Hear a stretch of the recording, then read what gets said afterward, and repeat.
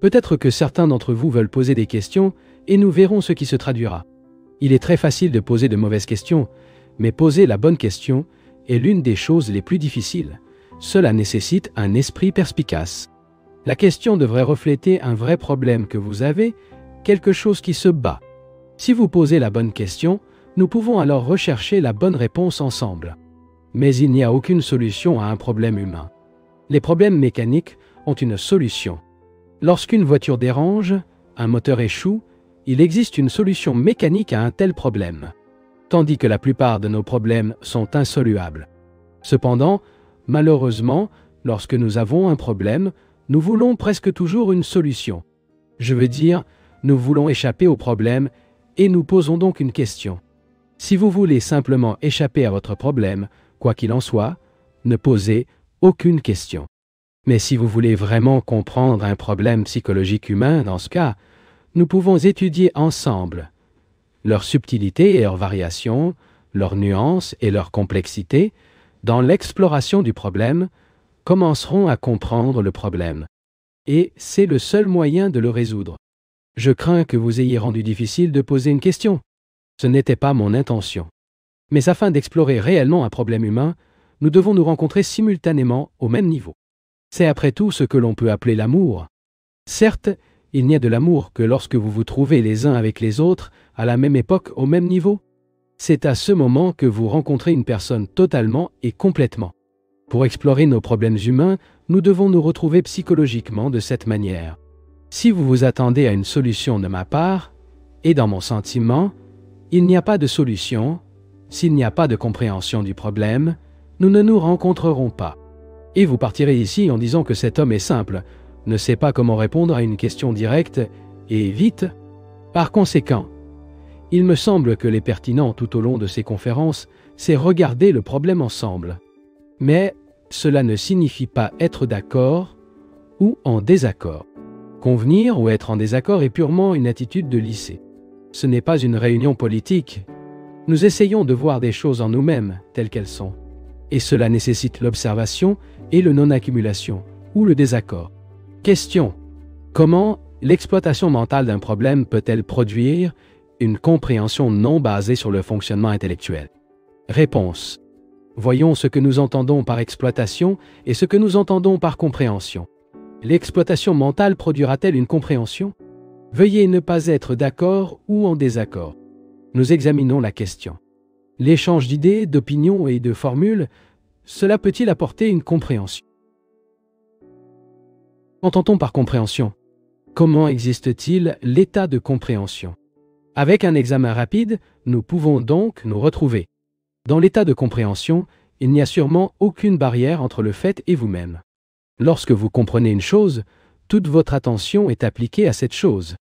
L'attention n'est pas fragmentaire comme le processus mental. En examinant quelque chose mentalement, il s'agit d'un processus séparatif fragmentaire. Mais quand vous comprenez, dans cette compréhension, tout votre esprit est tressé et tout de travail. Pénétoire, parasite, un, deux, et ni de ja, d'anaje de son d'une patousion. D'être d'assis. Toutes vos émotions, votre corps, tout votre être. C'est calme.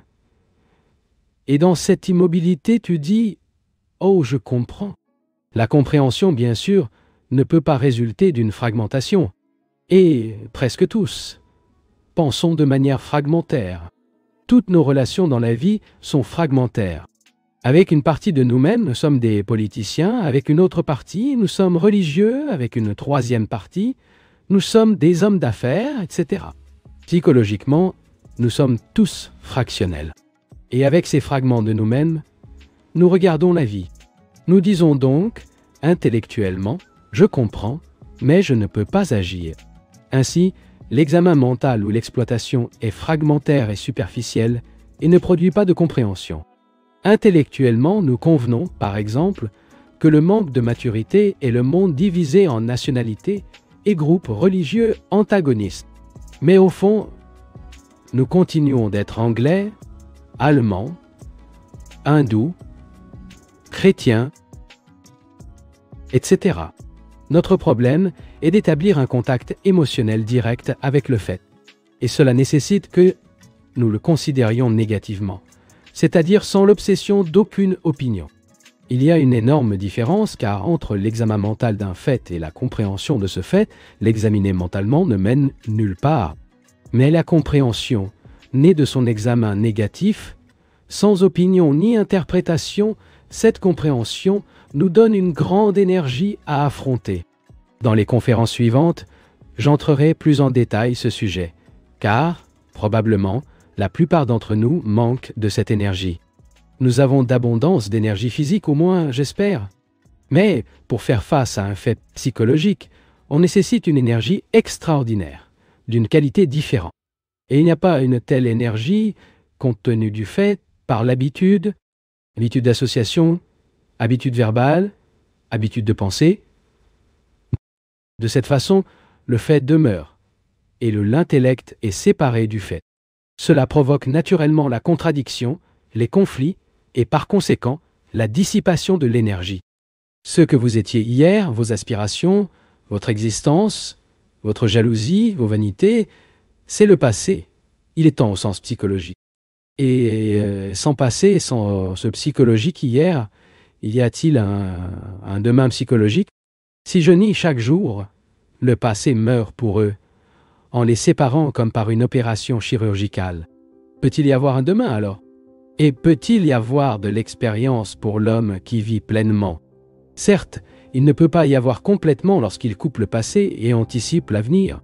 Mais quand il y a la perception complète dans le sens de vivre totalement, au moment, il y a alors une expérience. Veuillez noter que c'est une question de fait et non une question de rhétorique ou idéologie. Si je ne m'inquiète vraiment pas de ce qui s'est passé hier, si j'étais offensé, si je me sentais jaloux, si j'étais insulté, si je stipulais tout cela, alors le sentiment de temps, sentiment de passé et d'avenir, voir, le temps est une expérience. Le souvenir du plaisir et de la douleur qui nous avions, l'exigence de remplissage, de réalisation. Ce devrait être quelqu'un. Tout cela implique le temps. Et c'est une question vraiment complexe, car, en général, le temps est très important pour nous. Je ne me réfère pas au temps chronologique, le temps mesuré par l'horloge, mais à la structure temporelle créée par la psyché, par pensée, et cela suggère le problème concernant la culture de la mémoire. Comme le suggère ce chevalier, il y a tendance à avoir du temps tant qu'il y a un centre d'où nous avons vécu. Tant qu'il y a à ce centre, un centre conditionné qui réagit à chaque défi, conscient ou inconscient, il ne peut y avoir de moment de création. Qu'il s'agisse d'un musicien, d'un peintre, d'un scientifique, d'un produit chimique ou d'une personne simple, sans compétence spéciale, je ne sais pas si vous avez jamais observé vous-même cette chose extraordinaire. Lorsque l'esprit est complètement silencieux, quand la réflexion a cessé complètement, quand il n'y a plus de mouvement et de venue contemplation du passé ou du futur, à ce moment de l'immobilité, c'est quelque chose de complètement nouveau. Mais cette nouvelle ne doit pas être reconnue comme nouvelle. Depuis reconnaître la nouvelle, il est devenu le vieil homme. Ce n'est plus le nouveau. En ce moment, la personne doit rester. Pour rester, ce mot est inadéquat. La personne doit être, sans revenir ou sauter en avant, sans aucune idée du temps. Essayez-le une fois. Eh bien, essayez d'être un mot très approprié non plus. Essayez implique le temps intermédiaire. Et c'est absurde. Il n'y a rien à essayer, car il n'y a pas de temps intermédiaire. Soit nous avons le nouveau, soit nous n'en avons pas le nouveau. Et le nouveau est présent avec une vitalité extraordinaire et une puissance étonnante. Dans la compréhension de l'ensemble du processus d'expérience, de connaissance et de recherche, j'espère que vous vous efforcez autant que moi. Question. Cette énergie de parler est-elle limitée par la santé physique? Réponse. En partie, mais pas entièrement. Bien sûr, la santé physique est nécessaire. S'il subit constamment une douleur tortueuse, son énergie se dissipe avec elle. Homès, connaître la douleur, peut savoir se dissocier d'elle, ne pas s'enfuir, mais l'obtenir complètement. En ce qui concerne la douleur, nous augmentons et nourrissons la douleur. Hébéro, tout ce matin. Résister, sans souhaiter le répéter.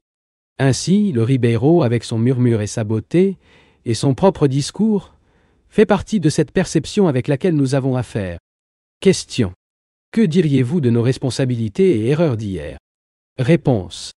Nous avons tous certaines responsabilités, et il y a aussi des erreurs d'hier. Mais pourquoi transporter ces erreurs aujourd'hui? C'est l'une des questions. Et qu'entend-on par responsabilité? C'est horrible pour nous de nous sentir responsables.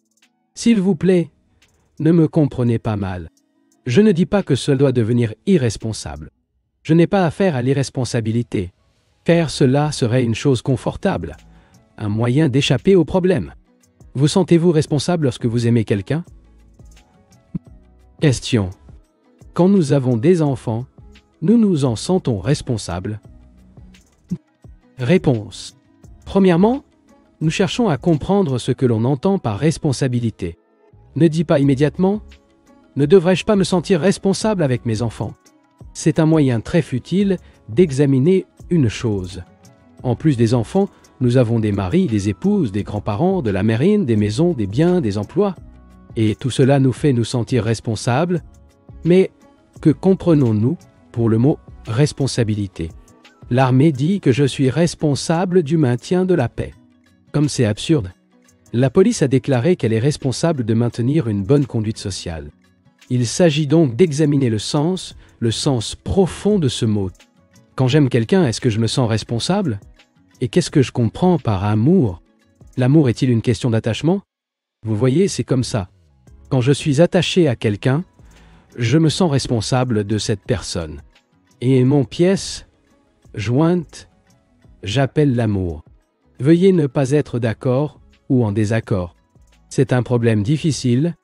Pénétrons le sens du mot responsabilité. Je pense que nous employons des mots tels que l'amour et la responsabilité en aucun amour que nous n'avons. Êtes-vous silencieux? Interprétation. Nous essayons de vous comprendre. Krishnamurti. Non, monsieur. Ne pas essayer de comprendre. Je dis juste regardez-vous. Qu'il pénètre pour que toutes ces choses vous soient révélées. Eh bien, continuons avec le mot responsabilité, ce qui est tellement le poids pour nous tous. Nous disons que je dois sortir tous les jours pour le travail, que cela vous plaise ou non, car j'ai une famille à garder, et c'est à moi la responsabilité de gagner de l'argent. Il est de ma responsabilité d'éduquer mes enfants. Ou c'est ma responsabilité d'être un bon citoyen et de devenir soldat. Et ainsi de suite. Pourquoi nous sentons-nous responsables? Quand employons-nous ce mot? Interprétation. Quand on se donne le soi, Krishnamurti, il vous permet de suggérer, regardez-vous. Quand utilise-t-il le mot responsabilité? Interprétation. Quand il y a le sentiment d'obligation. Krishnamurti, oui monsieur, sentiment d'obligation. Sentant que vous êtes obligé, que vous devez faire quelque chose, allez au-delà du mot et regardez le sentiment. Regardez-le comme un père, en tant que frère, en tant que mari, comme sa femme. Certes, il ne parle que de responsabilité. Combien pensez-vous de faire une certaine chose? Il dit que c'est votre devoir. Tout dépend de vous, et ainsi de suite. Eh bien, une personne peut-elle vivre dans ce monde sans le sentiment de responsabilité? C'est-à-dire sans le sentiment que ce qui fait est un fardeau? Vous voyez, monsieur, je suis venu ici ce matin pour vous le dire. Ne pensez pas que c'était une charge, une responsabilité. Je ne me disais pas que j'avais l'obligation de faire, car tant de gens sont venus m'écouter. Je n'ai pas le devoir de parler. Je ne le ferai pas sur cette base. Ce serait extrêmement ennuyeux. Je n'utilise jamais la phrase « Je suis responsable ». Elle est horrible. Ce que je fais parce que j'aime le faire. Cela ne signifie pas que j'extrais de la satisfaction ou que je me remplisse. Tout cela est complètement mature et enfantin. Mais quand la personne aime, alors les mots